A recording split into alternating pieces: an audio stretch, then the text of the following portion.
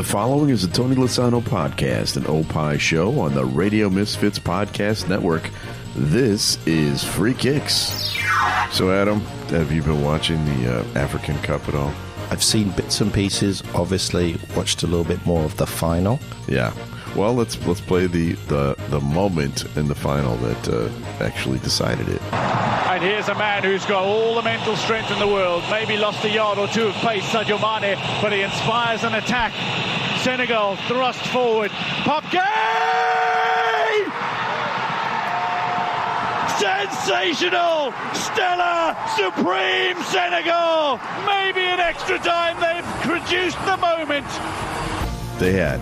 They did. They had. Yes. We'll talk about that and many other things here because, well, it's time for Free Kicks. Yes.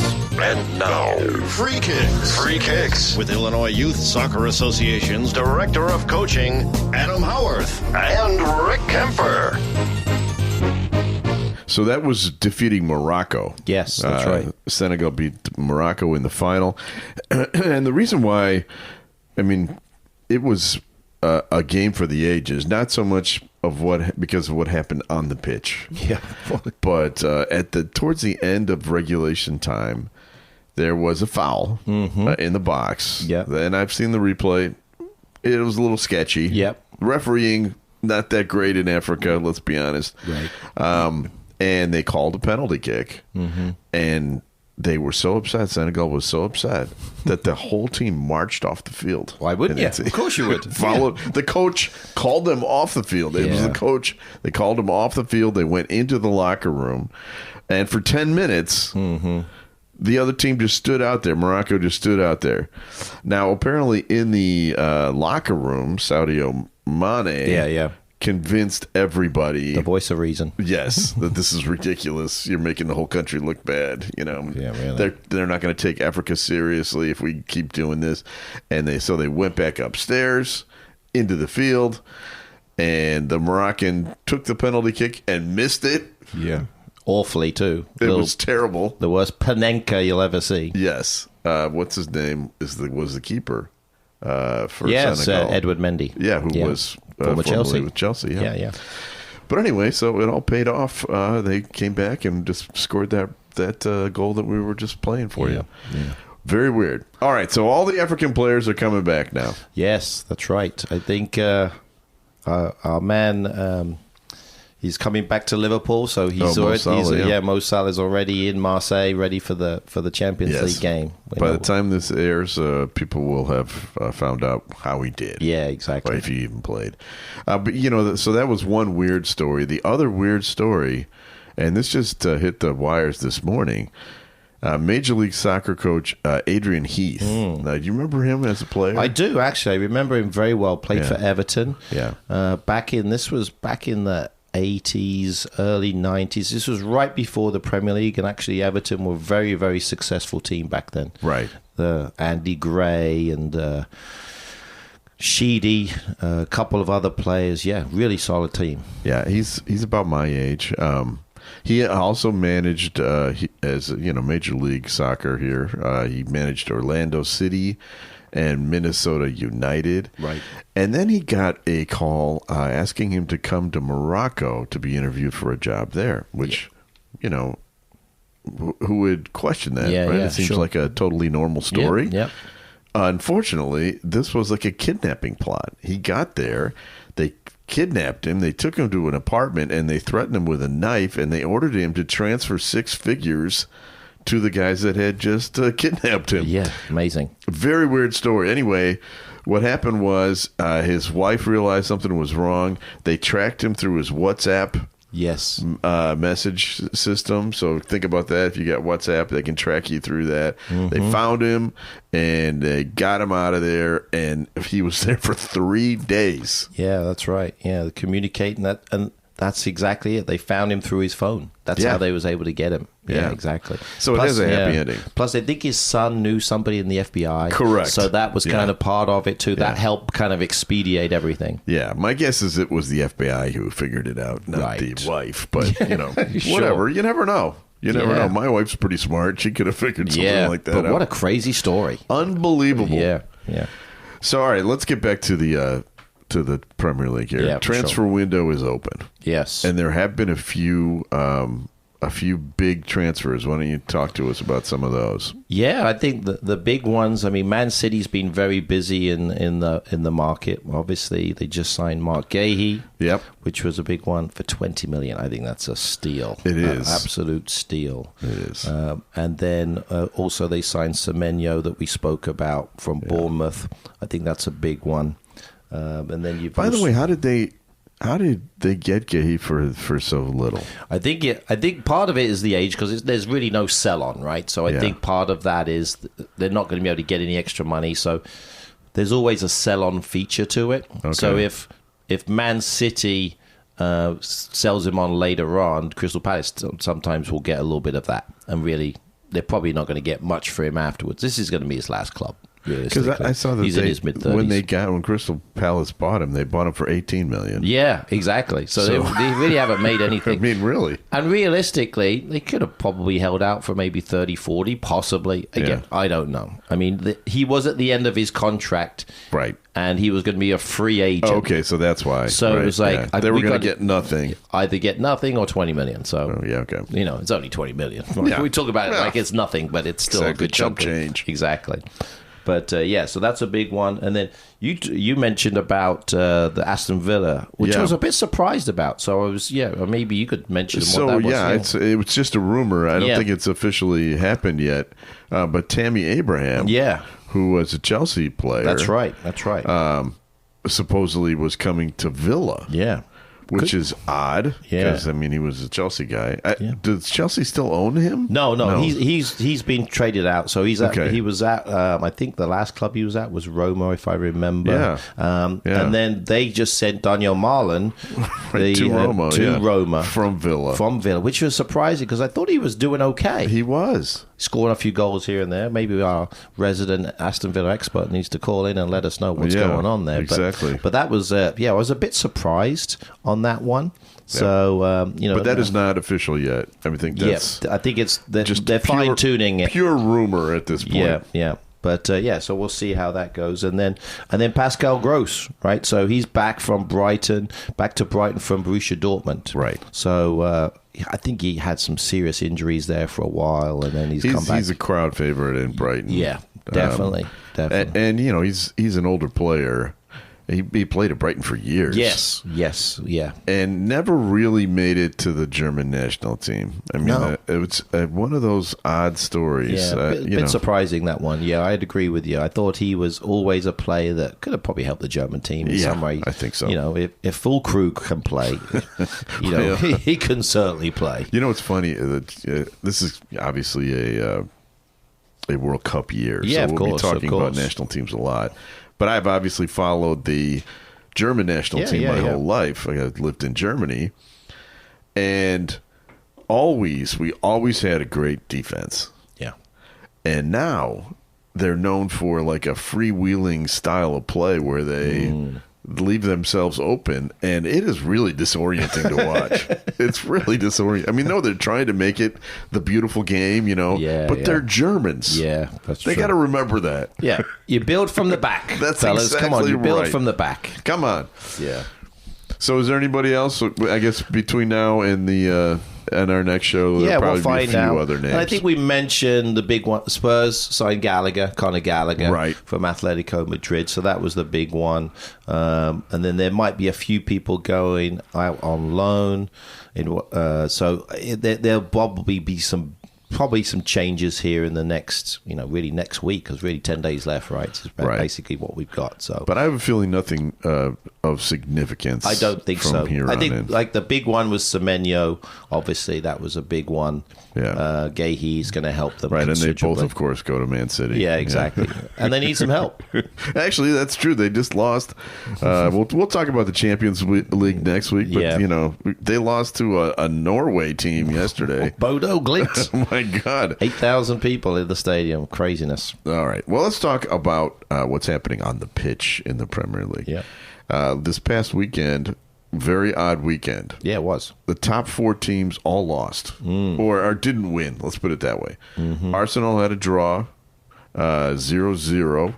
Man City lost to Manchester United. Nobody saw that coming. No, definitely not. Aston Villa lost to Everton 1-0. Yeah. And Liverpool had a draw against lowly Burnley. Right. And, I mean, they were leading the whole game, totally dominated. And then, of course, whatever. That's what happens. Yeah. So, what are your thoughts about that?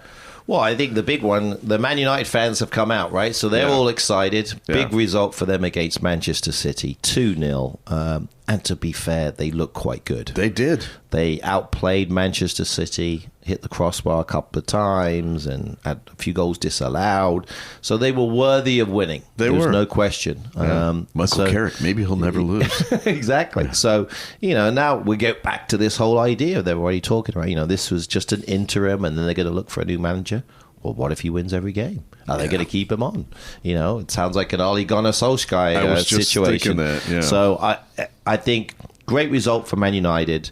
They definitely needed that, on the back of Man City. So they've got some changes, and so they've got to kind of figure those things out. And then, a lot of other results kind of surprising. Nottingham Forest time with Arsenal, bit of a surprise. You would have thought Arsenal would have won that quite comfortably. Burnley getting a result against Liverpool. But the big one, I think, was Tottenham losing. So Tottenham losing to West Ham. Like, West Ham hadn't won in forever. Yeah. And Tottenham seems to be, I think somebody mentioned their Dr. Spurs. They cure teams' ills, right? So any time a team coming in that hasn't won in a way, just play Tottenham. You'll win. So that's been the challenge for them. Yeah, and, I mean, honestly, we're talking about how the top teams didn't win. The bottom teams did win. Yeah, exactly. West Ham, as we mentioned, got 3 points. Leeds got 3 points. Exactly, right in the last minute, too. Right at the end of the game. And Wolves, Burnley, and Forest each also got a point against, superior competition. No question. Yeah, exactly. So there was some great last minute games there in terms of it. And then the one, and I'm trying to remember that he was a young player, but I don't know if you saw the Brighton goal that tied it up. Oh my goodness. The bicycle kick. 18-year-old, first goal in the Premier League. What a memory that is. That was tremendous. That's so cool. So that was a really, really good goal. So, so glad they was able to get that result. But so kind of interesting to see where everything is. So, when you look at the table, Arsenal's still 7 points clear and nothing really changes. Chelsea got a nice result with their new manager. Yeah. Didn't play great, but was able to win it. And, so when all is said and done, everyone's basically in the same spot. Yeah.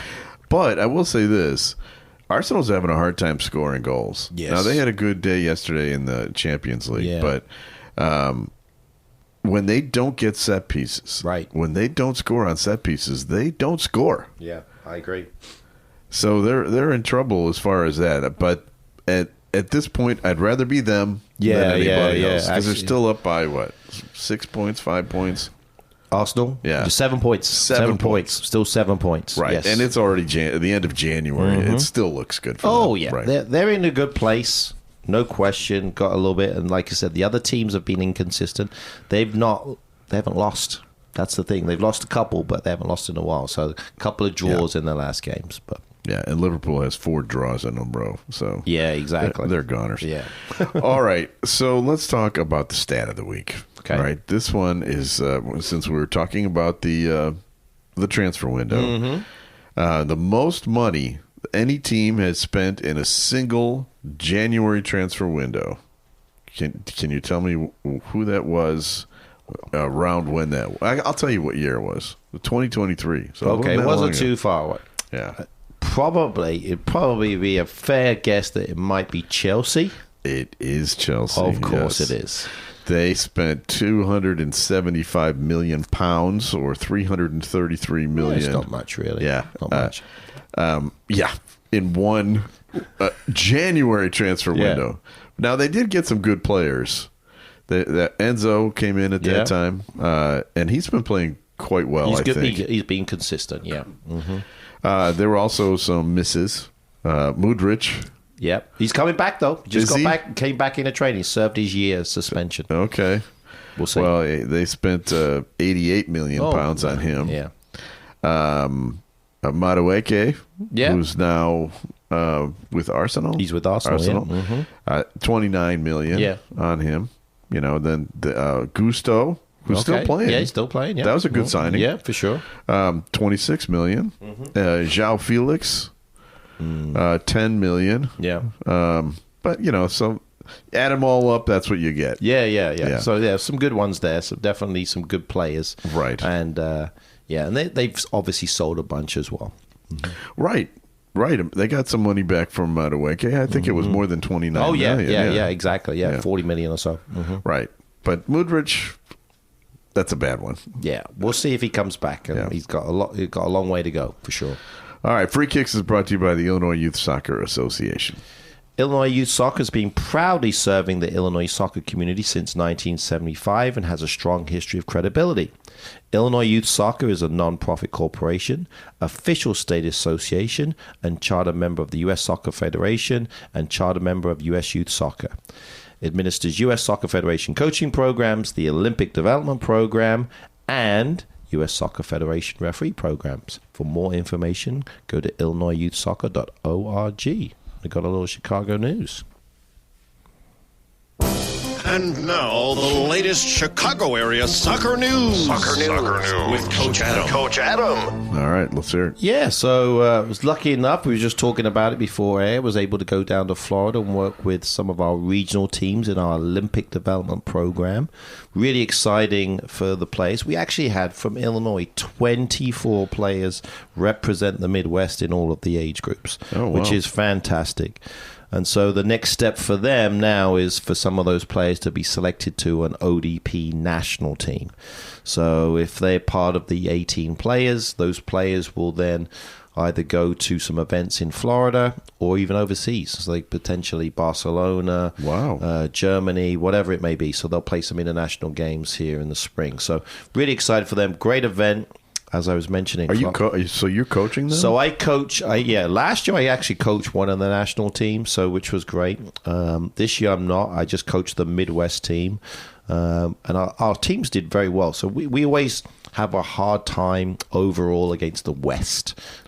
California, the South, all of those teams, because they're playing all year round. But I would say this year, this was probably our strongest performance overall. This is just the boys. The girls start this week. Okay. The boys' side, they did great. So I think we ended up getting more points, if you want to put it that way, with all the age groups than we've ever done. So that was great. So really enjoyable. Really enjoyed working with the players. We try to mold them within a day, play 3 games. So it was good. Well, tell everybody the bad news, though. I mean, it was pretty cold. Yeah, it was quite chilly. Yeah, exactly. Only one good day of sun in terms of it. So that 7:30 kickoff on Monday morning was a little chilly. Yeah. You're walking down there, 35 degrees. But 35 degrees in Florida doesn't feel like 35 degrees in Chicago, that's for sure. Yeah, I speak on behalf of all of our listeners when I say wah. Yeah. Yeah. So yes, that's tragic. It was a tough thing. It's tragic. But we deal with it. With it. But it was good. So congrats to all those, and then we're finishing up our ODP. Got a couple more training sessions. They'll be heading to Memphis in the middle of February to compete. And then coaching education continues. So lots of courses. Check our website for details. Okay. Time for another feature. Time now to guess the Premier League star. All right. So this one's a little hard. Of course, I'm going to warn you. All right. Although it's a name you've heard for sure. Okay. So he's a star. So that's good. He's definitely a star. All right. And he's 34 years old.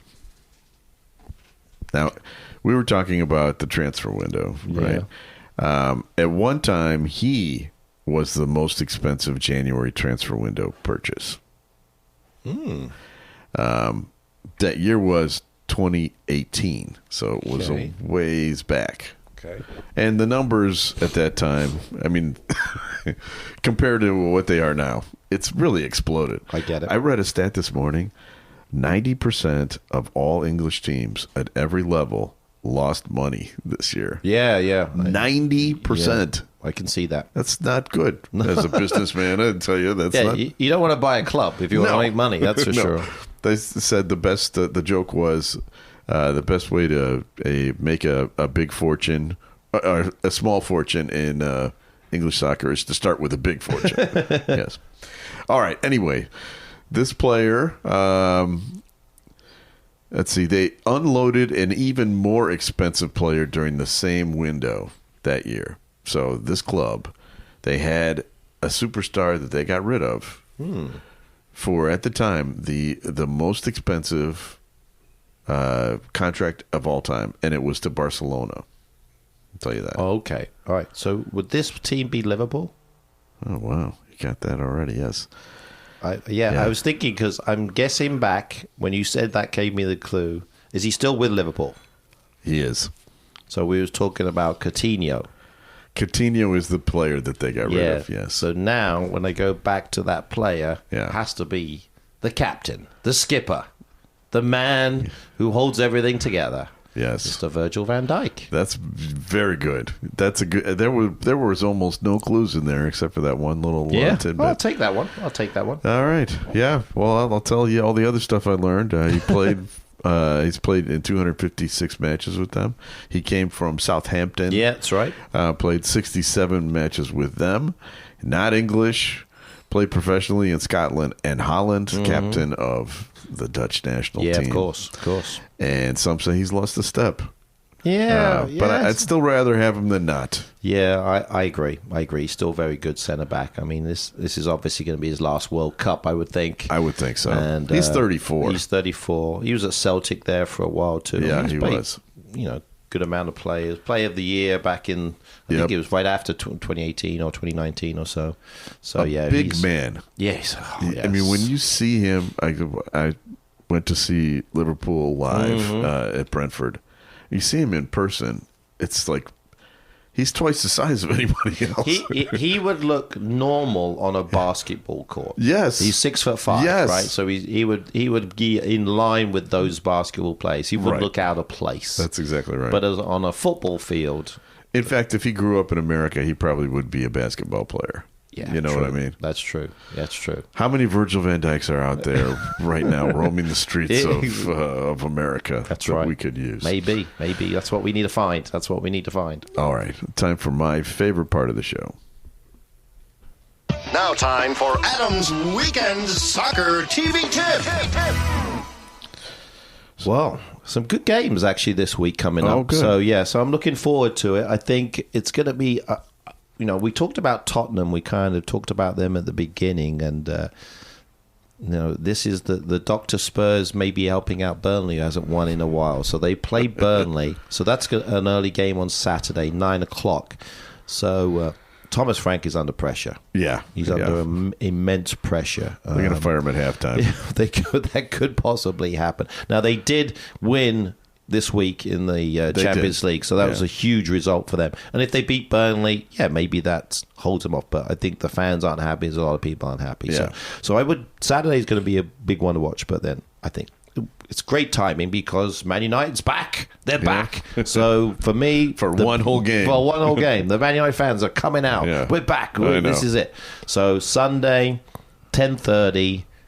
Arsenal at home against Man United should be an absolute stormer of a game. That is a big one. Yeah. Because Man United has still got a decent chance at finishing in the top four. Well, they're in 5th spot right now. So, 35 points. They're only 1 point behind Liverpool. Right. 1 point ahead of Chelsea. So they can easily, again, finish in the top four, which would be a great result for them at the end and be back in the Champions League. Yeah. I mean, I guess it pays for them to not play any midweek games, right? So that's what happens. When you're rubbish, that's what happens. That could be. I mean, they just they look well rested. Yeah, they're fresh. Did you play in the week? No. Are you ever going to play in the week? No, not this year. Well, next year maybe we'll have a couple games. Well, it's funny, an interesting story. So my brother got a job and he's actually spending some day up in Manchester. He works during the week. He's a United fan. He's a United fan. He works during the week in Manchester, and he says, We're not in anything. We're out of the FA Cup. Yeah. We're out of Europe. So he said, even though I can see the stadium, there's no games going on. So I may have to watch the reserves or something. So yeah, it's kind of funny. Man, how the mighty have fallen. Yeah. But they're back. They're back. Michael Carrick. They're back. He's going to take him to the promised land. That's right. All right, so those are our games for this week. Next week, we're going to talk about the Champions League. Yeah, for sure. All we right, need to catch up, skin close. Stuff. Yeah, definitely. Free Kicks is brought to you by Green White Soccer Club. Green White is a club that is celebrating their 70th anniversary this year. Go to greenwhitesoccer.org. And, I've been telling everybody that last week's guest, the Premier League star Florian Wirtz. Yeah. What his father was the president of Green Weiß. Yeah. So I've been kind of telling everybody that this week. So this show is giving me some fodder. That's right. I can exactly. use, and he talked about he scored last week. So there he you did. Go. There you go. First one. Yeah, their only goal.